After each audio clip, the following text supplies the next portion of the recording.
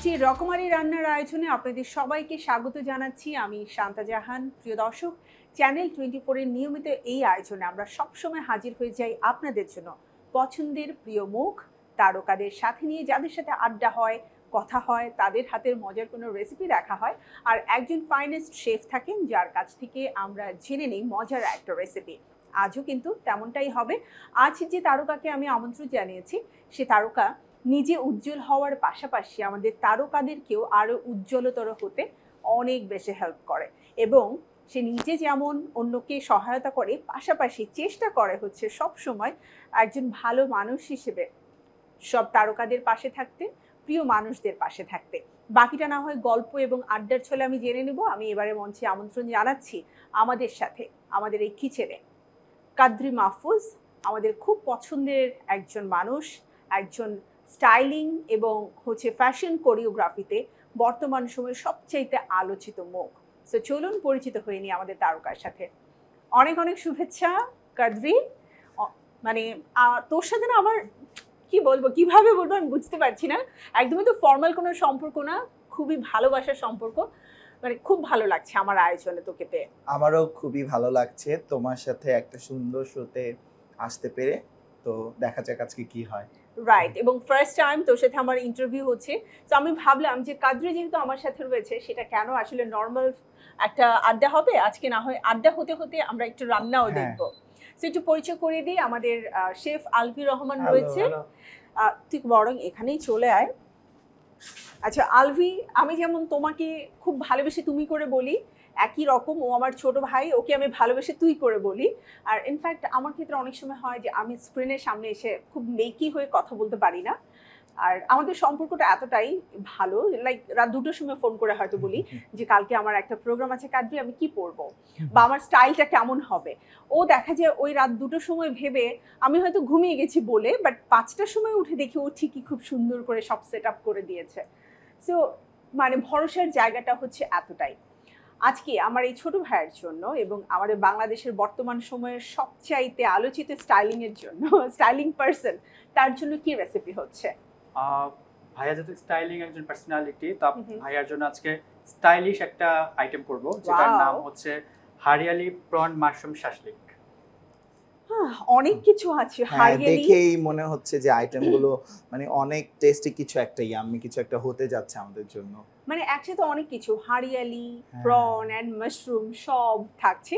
So আমরা cooking শুরু করি। আর সবচেয়ে বড় ব্যাপার হচ্ছে যে আমার যে পছন্দ চিংড়ি, এটা কি করে তুমি বুঝলা? বিকজ আমি দ্যাটস ওয়াই। আচ্ছা, বর্তমান সময়ে আমরা কাদ্রির স্টাইলিংয়ে বাংলাদেশের সব বড় বড় তারকাদেরকে দেখতে পাচ্ছি, এবং সবচেয়ে ইন্টারেস্টিং হচ্ছে প্রত্যেকটা লুকস একটার থেকে আরেকটাকে ছাড়িয়ে যাচ্ছে। লাইক ঢালিউড কুইন অপু বিশ্বাস থেকে নিয়ে শুরু করে পূজা চেরি, আমরা বিদ্যা সিনহা মিমকেও পেয়েছি, এছাড়া সব সেক্টরের মানুষদের সাথে কাজ করা হচ্ছে। আমি যদি একটু বলি, বয়সের দিক থেকে এখনো তুই অনেক ছোট। So how is it possible? যদিও আমি তোর গ্রোন আপ টাইমটাতে অ্যাকচুয়ালি দেখেছি, শুরুটাও দেখেছি, কিন্তু আমি তোর কাছ থেকে গল্পটা শুনতে চাই। স্টাইলিং এমন একটা জিনিস, সেটা হচ্ছে কি ভিতর থেকে গ্রো করতে হয়। এটা আসলে এমন কিছু না যে কোন একটা স্কুল থেকে পড়ে পাস করলাম দেন স্টাইলিং স্টার্ট করলাম, বা এমন কিছু না কোন একটা কোর্স করে ফেললাম তারপরে স্টাইলিং। এটা আসলে একটা মানুষের ব্যক্তিগত রুচি বোধটা আরেকজন মানুষকে সৌন্দর্য বৃদ্ধি, আর যেটা সেলিব্রিটি যারা গ্ল্যামার ওয়ার্ল্ডে, তাদের বৃদ্ধিটা তো আরো বেশি চোখে পড়ে। আর এটা হচ্ছে আমি যে দৃষ্টিতে দেখতে পছন্দ করি। যেমন আমি আজকে একটা হোয়াইট কালারের কাপড় পরে আছি, তো এই হোয়াইট কাপড়টার মধ্যে একটা ফোঁটা যদি ময়লা থাকে বা কোনো এলোমেলো থাকে, এটা কিন্তু চোখে পড়বে। ঠিক তেমনই আমাদের, হ্যাঁ ঠিক তেমনই আমাদের সেলিব্রিটিজরা হচ্ছে একটা হোয়াইট কাপড়ের মতো। তাদের প্রত্যেকটা জিনিস নিখুঁতভাবে পর্যবেক্ষণ করাটাই একজন স্টাইলিস্টের কাজ। তো সেটাই আমি করার চেষ্টা করি, এবং আজকে তোমার সাথে এসেছি অ্যাজ এ স্টাইলিস্ট হিসেবে। নিশ্চয়ই আমি কিছুটা হলেও করতে পেরেছি বলেই তো তুমি আমাকে ডেকেছো। ডেফিনেটলি, এবং ইউ ডিজার্ভ ইট। ইনফ্যাক্ট আমার বিশ্বাস যে ইন ফিউচারে তোর সাথে আমার আরও অনেক জায়গায় দেখা হবে, এবং 1-to-1 কথা বলে আসলে আমি অনেক কিছু জানবো। বিকজ আমার কাছে অলওয়েজ মনে হয় যে you took a big challenge. কারণ অলরেডি মার্কেটে কিন্তু অনেকেই রয়েছেন যারা তারকাদেরকে নিয়ে কাজ করছে এবং তারা মোস্ট সিনিয়র, রাইট?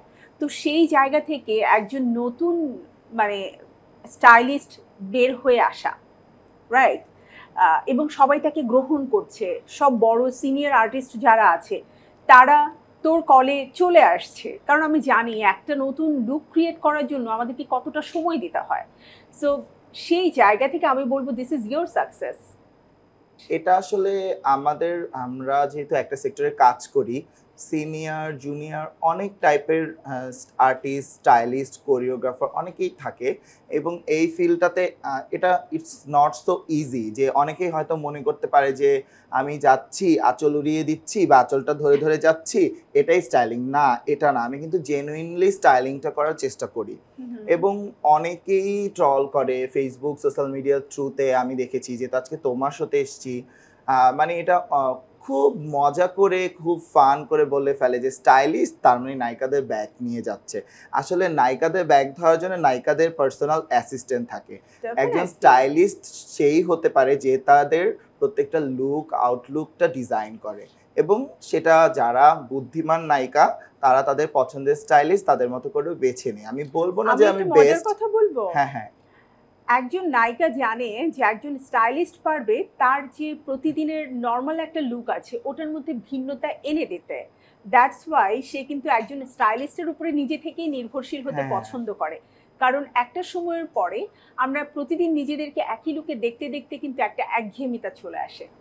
সো দর্শকের কাছেও সেম জিনিসটা আসে।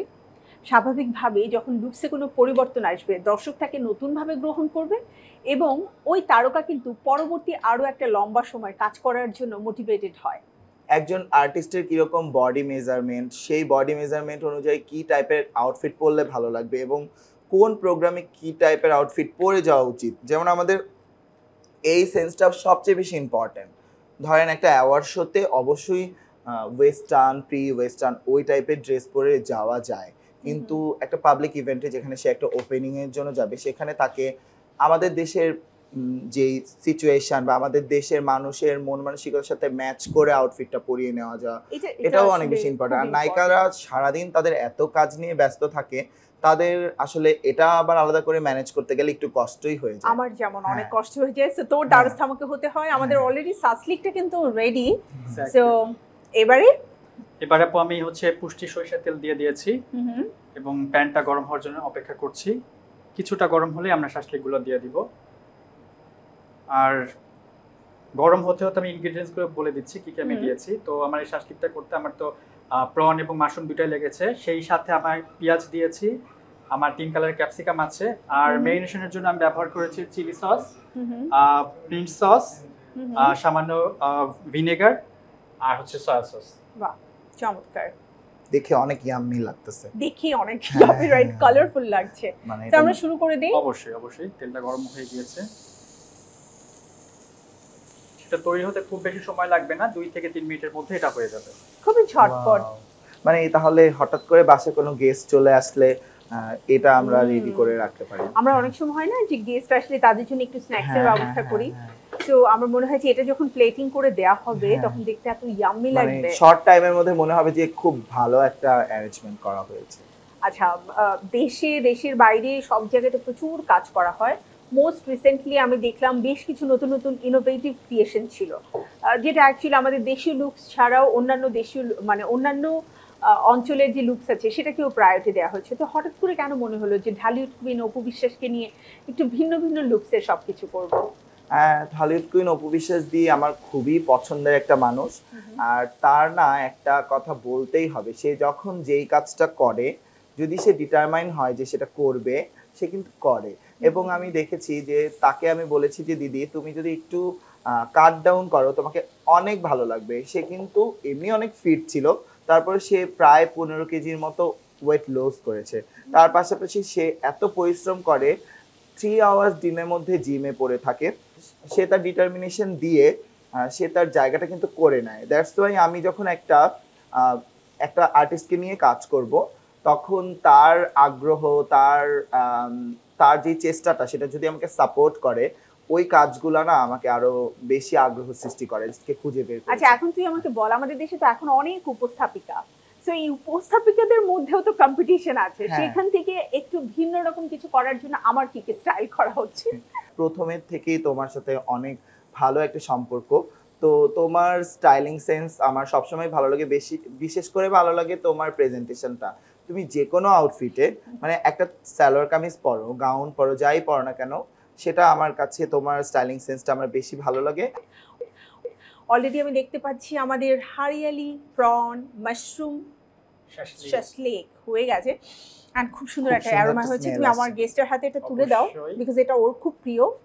তো আপনার যদি প্রন পছন্দ, তো আপনার জন্য স্পেশালি আজকে thank you so much, thank you Shanta আপু, প্লাস হচ্ছে ভাইয়াকে এত সুন্দর একটা ফুড আমার জন্য রেডি করেছে।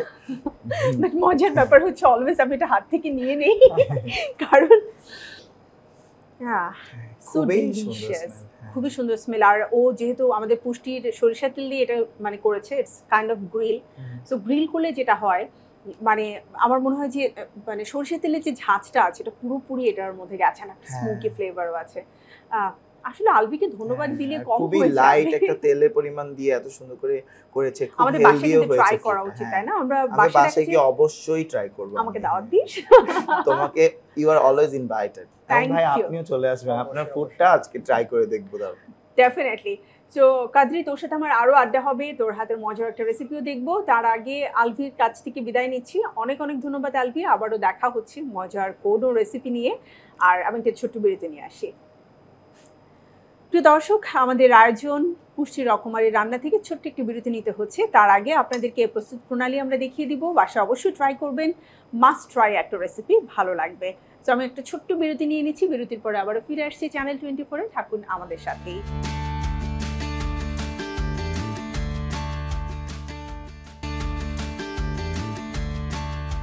বিরতির পরে আবারও আমন্ত্রণ পুষ্টি রকমারি রান্নায়। রয়েছে চ্যানেল 24-এর সাথে, আর আমি আজ রয়েছি যে তারকাকে সাথে নিয়ে। সে তারকা মোটামুটি সব চ্যানেলেরই মধ্যমণি হয়ে থাকে, কারণ তারকাদের সাথেই তো তার কাজ। চলুন আবারও ফিরে যাই আমাদের স্টাইলিং পার্সোনালিটি মাহফুজ কাদরির কাছে। সো কাদরি, সবসময় তো নতুন কিছু কুক করিস, বাট সেটা লুকস নিয়ে। আজকে একটু দেখতে চাই, অবশ্য কুকিং না, বাট মিক্সিং আর নতুন কিছু তৈরি করা, যেটা তুই খেতে পছন্দ করিস, এবং যেটা তুই বললি যে অপুকেও তুই বলেছিস যে একটু যদি কাট ডাউন করে দেখতে আরো ভালো লাগবে। সো কাট ডাউন করার জন্য কি ধরনের রেসিপি থাকে সেটা একটু দেখতে চাই। আর সবচেয়ে বড় কথা হচ্ছে যে আমি যেহেতু মানে দুইজনের সাথে আমি অনেক বেশি ক্লোজ, সেটা হচ্ছে অপুদি আর পূজা। তো দুইজনই এখন এত হেলথ কনসাস, তো ওদের সাথে কাজ করতে গিয়ে ওরা সালাদ ছাড়া কিছুই খায় না। শুটে গেলেও কি খাবা, সি ফুড সালাদ অথবা যে কোনো রকমের সালাদ। তো সেই ক্ষেত্রে ওদেরকে ভালোবেসেও যদি দুই একবার কোনো খাবার রেডি করে দিতে হয়, সেই ক্ষেত্রে একটু সালাদটাই বেটার। তো সেই ক্ষেত্রে আজকে আমি তোমার সাথে একটা সালাদের রেসিপি শেয়ার করব। প্লিজ। আমার রেসিপিটার নাম হচ্ছে গ্রিন কটেজ সালাদ। নামটাই একটু ইন্টারেস্টিং। সো আজকে দেখা যাক যে আমি তোমার জন্য আজকে কি বানাতে পারি।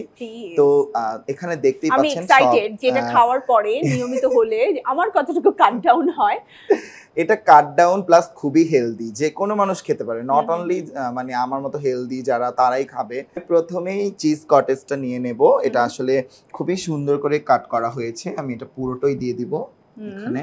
খেতে কিন্তু খুবই ভালো লাগবে, আমি একটা তো ট্রাই করতে পারি নাকি। আর দেন আমি এখান থেকে একটু 1 চা চামচ সস মিক্স করতে পারি এখানে, আর একটু করতে পারি যেহেতু এই গ্রিন সসটা অনেক টেস্টি হয়। আমরা চামচটা নিয়ে নিই এখানে। হ্যাঁ, আচ্ছা, দেন এটাকে একটু মিক্স করি এটার সাথে। সো অ্যাকচুয়ালি চিজটাকে আমরা মেল্ট করে নিচ্ছি, তাই না? দেখো, যখন গ্রিন সসটা দিয়েছি এটার কালারটা কিন্তু একটু গ্রিনিশ হয়ে আসছে, আর আমার এই গ্রিনিশ ব্যাপারটাই পছন্দ, দ্যাটস ওয়াই এটার নাম হচ্ছে গ্রিন কটেজ সালাদ। তো দেন আমি 1 বাই 1 করে আমি হচ্ছে একটু এখান থেকে আমি একটু গ্রিন ক্যাপসিকাম মিক্স করে নিচ্ছি এখানে, কারণ এটা না দেখতে যেমন গ্রিন তেমন খাওয়াটাও অনেক বেশি হেলদি। দেন এটাকে আরেকবার একটু মিক্স করব। সালাদ তো যা দিব সেটাই খেতে ভালো লাগবে, যেটা খাওয়ার মতো। দেন আমি আর লেট না করে এখানে একটু আঙ্গুর রেখেছি, হ্যাঁ এটা একটু মিক্স করি। আঙ্গুরটা একটু পরিমাণে বেশি রাখলে খেতে হেলদি লাগবে, প্লাস হচ্ছে যে মুখের যেই টেস্টটা সেটাও একটু ভালো লাগবে, দ্যাটস ওয়াই আমি ক্রাঞ্চি ক্রাঞ্চি হ্যাঁ একটা ভাব ক্রাঞ্চি কিন্তু ক্রাঞ্চি। চলে আমি কিন্তু আসবে। ডেজার্টেও আঙ্গুর ইউজ করি, আমার কাছে ভালো লাগে ডেজার্ট বানানোর সময় যখন আমি কোনো কিছু দই টই দিয়ে মেক করি। তারপরে একটু শসাও রেখেছি, এটা অনেক বেশি হেলদি সবাই জানে। তো গ্রিন অর্ধেক দিয়ে দিচ্ছি। এটা হাফ কাপের পরিমাণ মতো দিয়ে দিচ্ছি একটু শসা। দেন এখানে সল্ট আছে, আমি একটু হালকা 1 চিমটির মতো সল্ট নিয়ে এখানে দিয়ে দিচ্ছি। দেন এখানে রয়েছে হচ্ছে বিট লবণ। বিট লবণ আমি একদম 1 চিমটি, যতটুকু পরিমাণে নেওয়া যায়, কম নেওয়া যায়, কারণ এই টাইপের জিনিসে যত বেশি মশলাদার জিনিসপত্র যত কম দেয়া যায় তত বেশি হেলদি লাগে। আর যেহেতু আমরা চাটনিটা দিয়েছি অলরেডি, চাটনিটাই অনেক বেশি মানে এটার টেস্টটা অ্যাড করে ফেলে। আর আমি এখানে গোলমরিচ আছে, এখানে একটু দিয়ে দিলাম যেন ব্যাপারটা আর একটু স্পাইসি জিনিসটা চলে আসে। এবং এটাকে আরেকবার আমি একটু মিক্স ম্যাচ করে নিলাম।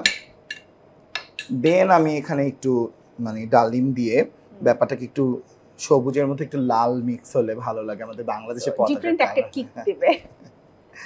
আর যা যা দিয়েছি প্রত্যেকটা খাবারই অনেক বেশি হেলদি, তো মানে কোনোটাই খেতে টেস্টেও বাজে না।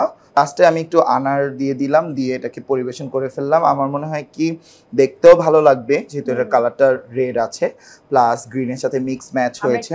হ্যাঁ, সাদা তিল দিয়ে দিই। হ্যাঁ, সাদা তিলের একটু হালকা করে, অত বেশি না। হ্যাঁ, আমার মনে হয় কি হালকা আমার মনে হয় কি আমাদের যেটা আমরা চেয়েছি যে সালাদটা, গ্রিন কটেজ সালাদ, এটা তো মিক্স ম্যাচ হয়ে গেছে। হ্যাঁ, এবারে এটা পরিবেশন করতে হবে, কারণ পরিবেশন না করলে একদমই হবে না। তো বোঝা গেল ও যত বড় বড় তারকাদের স্টাইলিং করেই থাকুক না কেন, ঘরের সুন্দর করে খাবার পরিবেশনের কাজটা কিন্তু মা বোনেরাই করে, তাই না? তো আমি যেহেতু বোন আমার কিচেনে এসেছে, আমি ওকে একটু হেল্প করি, বাট আমার কাছে কিন্তু সালাদের রেসিপিটা খুব ভালো লেগেছে। আমি একটু পরিবেশনের জন্য একটু সাদা তিলটা ছিটিয়ে নিলাম এখানে, যেটাতে এটা মানে পরিবেশনটা অনেক বেশি সুন্দর হয়ে যায়। এবং আজকের গ্রিন কটেজ সালাদটা তোমার জন্য রেডি করে ফেললাম। Thank you. মানে এটার বিনট এবং হচ্ছে এটাকে কি বলবো, পমিগ্রেনেটের যে একটা ফ্লেভার আছে সেটা তো আমি পাচ্ছি, আর পাশাপাশি সবুজের মাঝে লাল, সেটা থাকবেই চিরকাল, আমাদের বাংলাদেশের রং। যেহেতু আমরা বাংলাদেশকে ভালোবাসি, সেহেতু আমাদের প্রত্যেকটা জিনিসের মধ্যে বাংলাদেশের একটা ফিলিংস থাকলে আমরা আসলে অনেক বেশি রিলেট করতে পারি। রাইট, থ্যাংক ইউ কাদরি, এত চমৎকার একটা রেসিপি আমাকে করে দেখানোর জন্য। আর তোর সাথে আড্ডা দিতে সবসময় ভালো লাগে। আমার কাছে খুব মনে হয় তুই খুব সোজা সাপটা এবং সাদা মনের একজন মানুষ, ঠিক এমনটাই থাকিস, তাহলে না মানে আল্লাহ তাআলা অলওয়েজ অনেক সাপোর্টিভ থাকেন। তুমি থাকেন। দোয়া করো আমার জন্য। আর তোমার এত সুন্দর একটা আয়োজন, তোমার শোতে আসতে পেরে আসলে তোমার শো না, আমি মনে করবো তোমার আজকে আমি তোমার বাসায় আসছি, এরকম একটা ফিলিংস। যেহেতু তোমার সারাদিন কিন্তু তোমার সেটই তোমার হোম হয়ে যায়, কারণ তুমি এত পরিশ্রম করো। আমি এটাকে ওন করি অ্যাকচুয়ালি। তো এটা আমি তোমার থেকে অনেক কিছু শিখেছি এবং তোমাকে আমার অনেক ভালো লাগে। তো সবসময় দোয়া করবো আমার জন্য, আর তুমিও এরকমটাই থেকো সবসময়। থ্যাংক ইউ, থ্যাঙ্কস আ লট। প্রিয় দর্শক, দেখে নিলেন তো আজকের মজার মজার রেসিপি। বাসায় অবশ্যই আমাদের দুটো রেসিপি ট্রাই করবেন, খুবই ভালো লাগবে, কারণ আমার তো দেখেও ভালো লাগছে আর খেতেও ভালো লাগবে। আপনাদের সাথে আমার আবারও দেখা হবে পুষ্টি রকমারি রান্নার পরবর্তী আয়োজনে। সে পর্যন্ত সবাই ভালো থাকুন, সুস্থ থাকুন, থাকুন চ্যানেল 24 এর সাথে। আজকের মতো আমি শান্তা জাহান বিদায় নিচ্ছি। আল্লাহ হাফেজ।